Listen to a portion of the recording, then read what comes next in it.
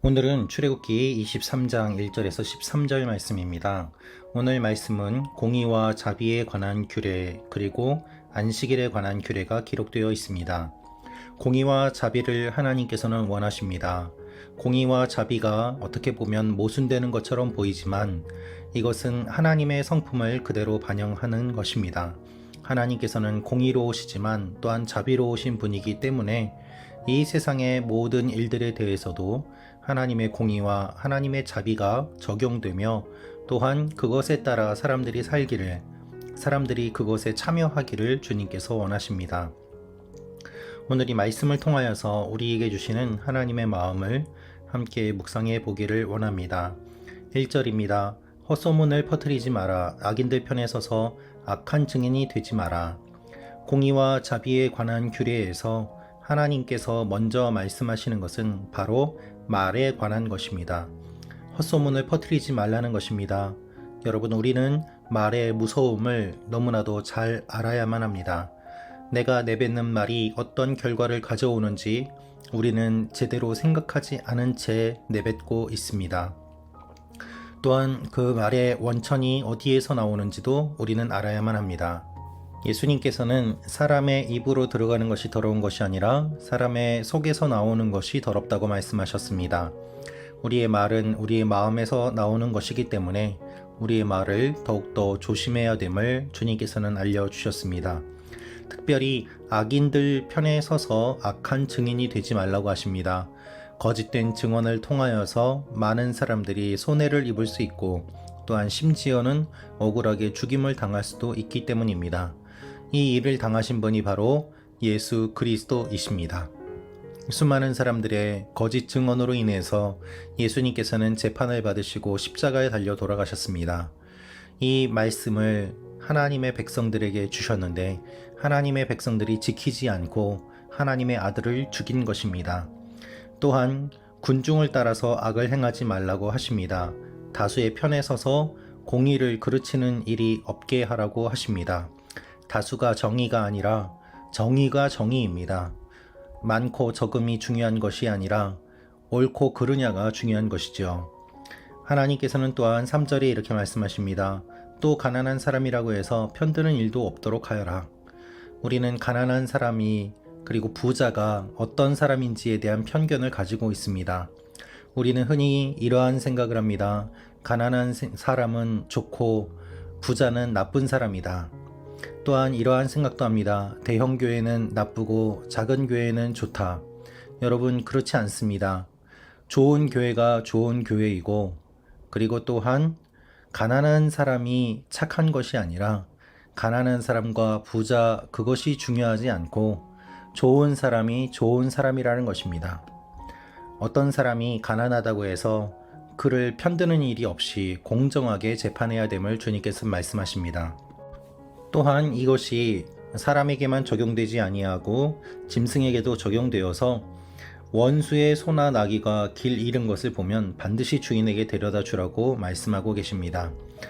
저 사람은 나와 관계가 좋지 않기 때문에 저 사람의 소와 나귀를 함부로 해도 된다. 이것이 아니라 해야 될 것은 반드시 하며 선을 지켜야 함을 주님께서 말씀하고 계시는 것입니다. 그리고 내가 미워하는 사람의 나귀가 짐이 너무 무거워서 주저앉아 있어도 그냥 놔두지 말고 반드시 도와주라고 이야기를 하십니다. 여러분, 오늘 말씀을 보면 감정에 따라서 치우치지 말라는 것을 알 수 있습니다. 가난한 사람이라고 해서 또한 원수라고 해서 내가 싫어하는 사람이라고 해서 또는 악한 사람에게 뇌물을 받아서 그 마음이 흔들리거나 그리고 또한 잘못된 판단을 해서는 안 된다는 것입니다. 이방 사람이라고 해서 편견을 가져서도 안 된다고 주님은 말씀하고 계십니다. 주님께서는 또한 안식일에 관한 내용을 말씀하십니다. 6년 동안은 열심히 일을 하되 7년째에는 쉬라는 것입니다. 그 쉴 때에 가난한 사람들이 농사를 짓지 않고 쉬는 그 땅, 그 밭에서 먹을 것을 얻게 하고 또한 그들이 두고 간 것은 들짐승이 먹게 하라고 하십니다. 여러분, 1년 동안 농사를 짓지 않는다는 것은 대단한 용기와 결심이 필요합니다. 믿음이 필요한 일입니다. 그런데 하나님께서는 그것을 말씀하십니다. 1년 동안 밭에 경작을 하지 않음으로 말미암아 가난한 사람들이 먹을 수 있게 하라는 것입니다. 즉 땅의 안식을 말씀하신 이유는 가난한 사람들을 위한 것이고 또한 들짐승을 위한 것입니다. 모든 사람들과 생물이 살아날 수 있도록 하기 위한 하나님의 마음이 반영된 것입니다. 12절 13절 말씀입니다. 너는 6일 동안 내 일을 하고 7일째 날에는 일하지 마라. 그래야 내 소와 나귀도 쉬고 내 여종의 아들과 이방 사람도 새 힘을 얻게 될 것이다. 내가 내게 말한 모든 것을 잘 지키도록 하여라. 다른 신들의 이름을 부르지 말고 내 입에서 나와서 들리지도 않게 하여라.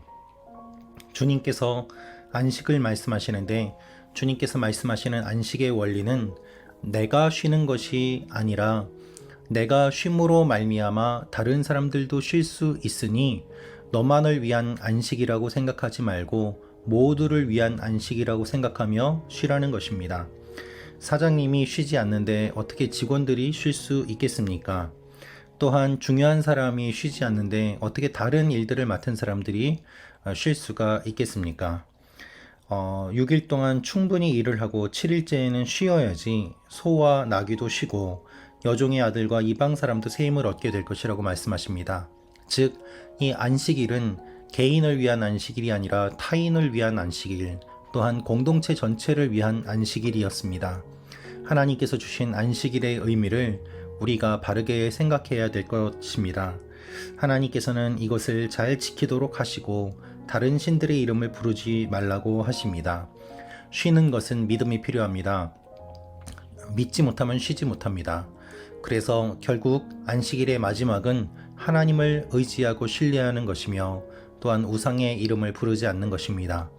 오늘 하루 하나님 앞에서 우리는 어떤 모습을 보여야 하겠습니까?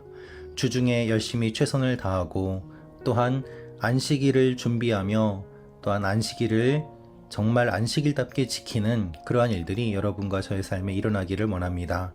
기도하겠습니다.